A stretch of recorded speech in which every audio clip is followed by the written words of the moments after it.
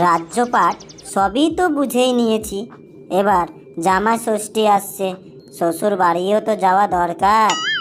চলো এবার জামাই ষষ্ঠীতে শ্বশুর বাড়িতে পেট ভরে খেয়ে আসি।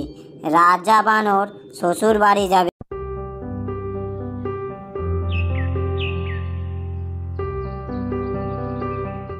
বেটা বানর, তুই আমাকে সারা জঙ্গলের সামনে বেইজ্জতি করেছিস, আর তুই নিশ্চিন্তে শ্বশুর বাড়িতে গিয়ে জামাই ষষ্ঠী করছিস।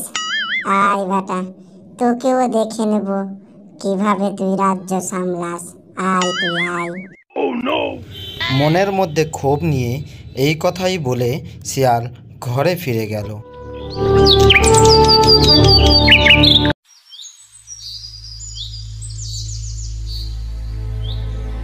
কে হেঁটে চলেছে? রাজা মশাই নাকি?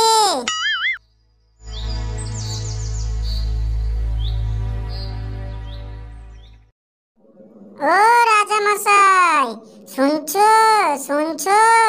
কোথায় চললে হে? কোথায় চললে?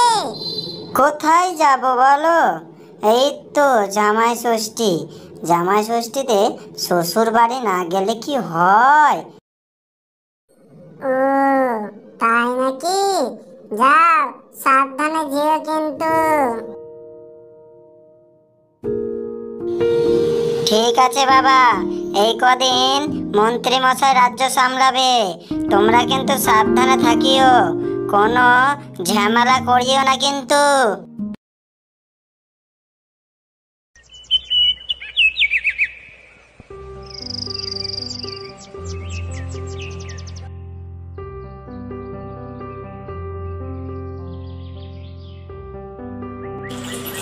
আজকে জামাই ষষ্ঠীর শেষ দিন।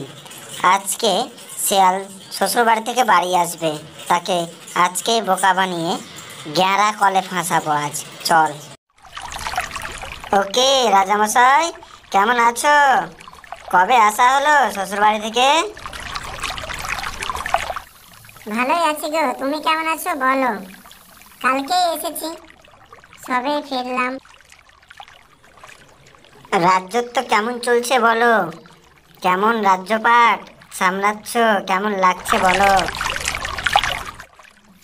সেটা তো তোমরাই বিচার করবে গো, কেমন সামলাচ্ছে রাজ্যপাট, তোমরা তো জানোই। তুমি কি জানো তোমার রাজ্যে তুমি থাকাকালীন কি কি ঘটছে? তুমি জানো কিছু?